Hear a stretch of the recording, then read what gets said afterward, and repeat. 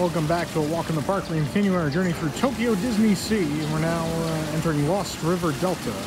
But look at this water wheel. Look at this. They've even got like a part that's leaking every time it comes up. Just every set piece. So beautiful.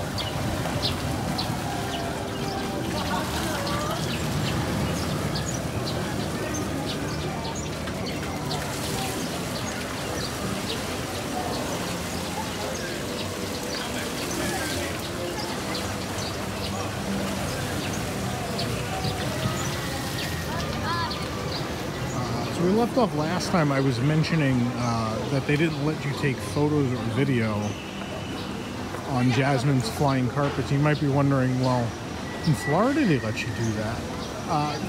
The Japanese are very safety conscious people, and they seem to be very worried about the dropping of electronics. So there's a lot of rides here where you would normally be able to film them, and you can film the other versions of them that exist in the US. Or maybe international. I haven't been to any other international parks, so I can't vouch for that.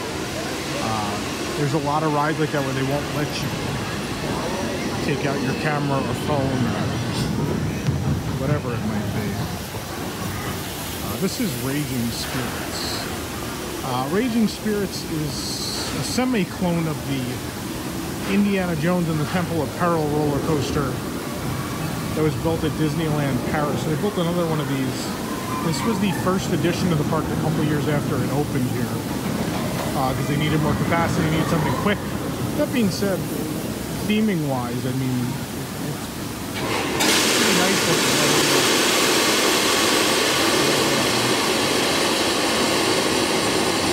The train coming and everything.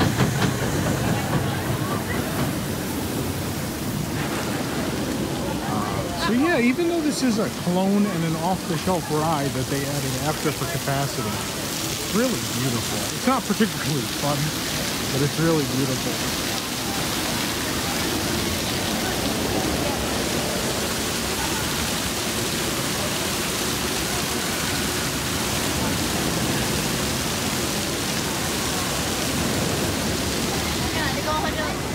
So yeah, they're very safety-conscious people.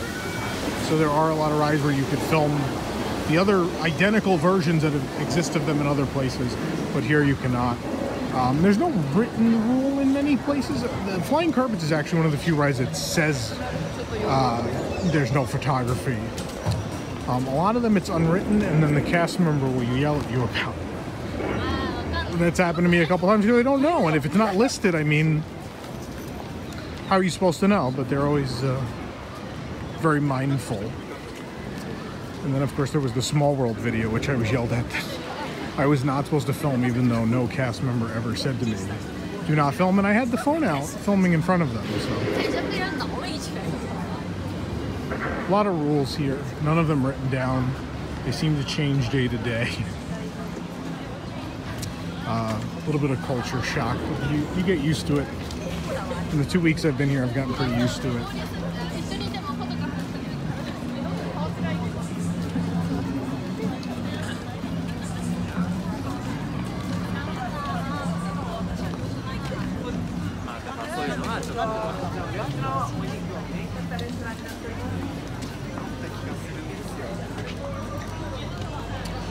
This is Indiana Jones Adventure.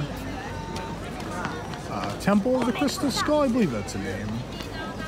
It's confusing because there's also the movie. Yeah, Temple of the Crystal Skull. Because they wanted to build a South America area in the park, they went with an entirely different theme. What's interesting is it's the same track layout as the regular Indiana Jones Adventure in California, but a completely different storyline, better effects, a theme I personally prefer, and they really killed what I thought were the weak points, the few weak points in the California ride, which I think is one of the best attractions ever built.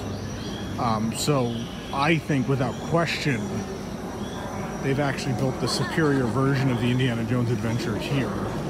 That being said, they had 6 years to take what they learned from the original and improve upon it, but nonetheless they did. There's a great photo op with the temple. guests can pose with a sacrificial altar. Pretty great.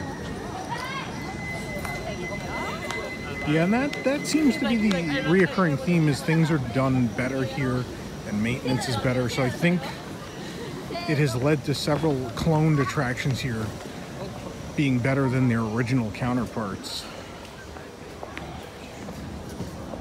Some of those, I think, transpiring over time, like Pirates of the Caribbean, which here, while they've added Jack Sparrow here, they still have the redhead auction scene, and they still have the men chasing the women, which was, of course, removed from the U.S. attractions in 1997.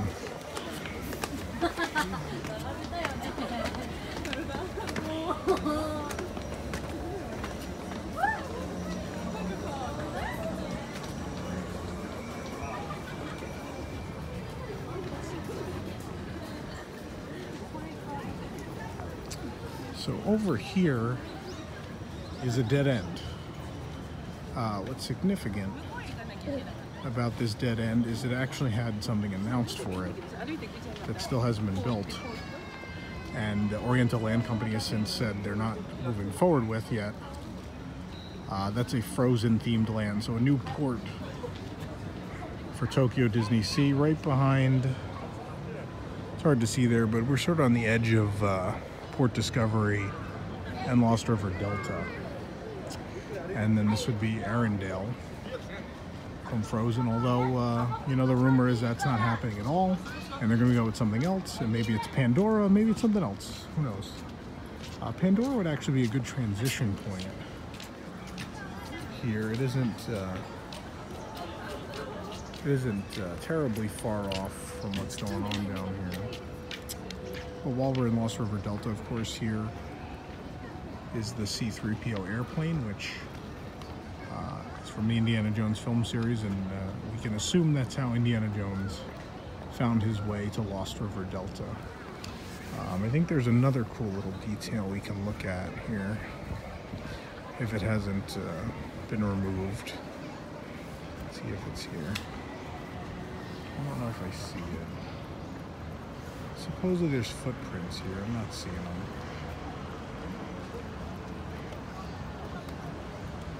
I don't see the footprints. They're usually footprints. Maybe they're just not visible right now.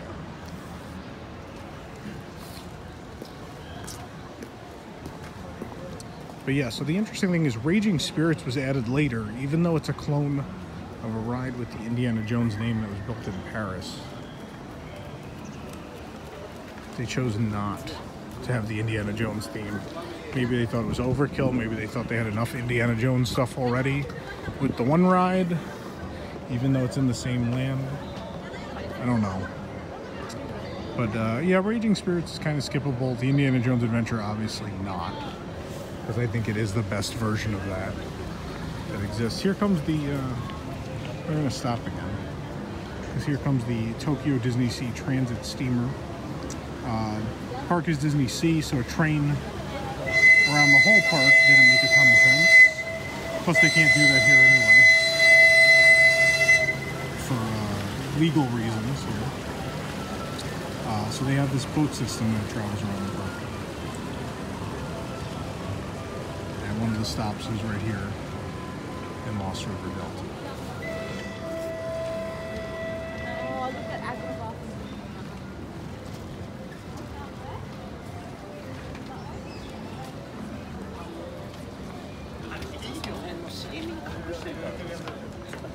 There's a whole nother side to Lost River Delta that we're probably going to visit. Let's do that. I think it makes sense, because we're going to try to get to Mermaid Lagoon. I'm going to take you guys in Mermaid Lagoon. Hangar Stage, home to Out of Shadowland, which I have not managed to see yet. I have a day and a half left at this point. I don't know if this is going to happen. I haven't heard good things, so it's not a high priority at this point. The black pepper popcorn, I haven't had that one yet. They're also big on the flavored popcorn here. I've had, try to recap the flavors. Blueberry, milk chocolate, blueberry milk chocolate, garlic shrimp, herb tomato,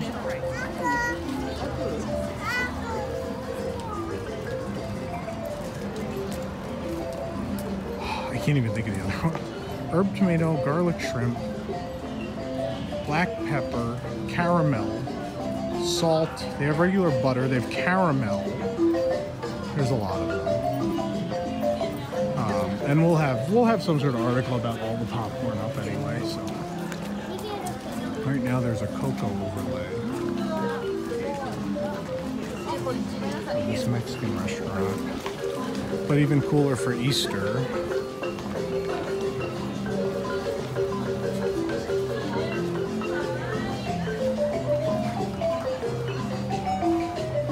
An egg piñata. And then I don't know if I passed it. I might have passed it. Nope, it's this way. We're gonna go back this way. It's a new park to me. Get used to it. It's weird after all these years to have a Disney park you're not used to yet. You don't know everything about it. You don't know where to go yet. I love this egg. Jose and Panchito of the Three Caballeros on the part of the Easter celebration. Fashionable Easter. The greeting dock, the meet and greets are called Saludos Amigos, which of course one of the earliest Disney animated features.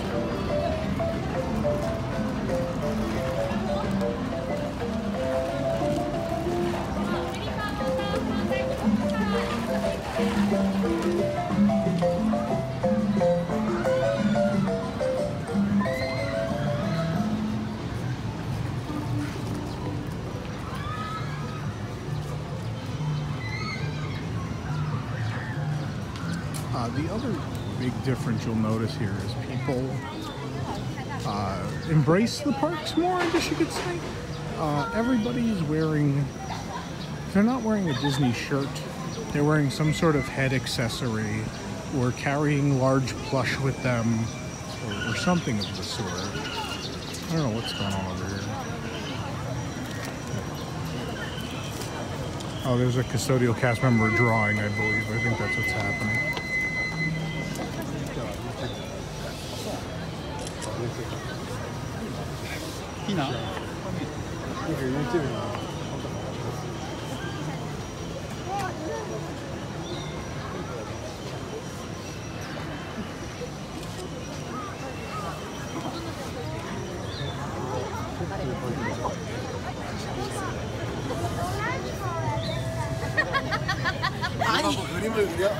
See, and in the U.S. parks, maybe 2 people would stop and see that. And here, it had a really large crowd, so large that I thought a character or some entertainment offering was happening.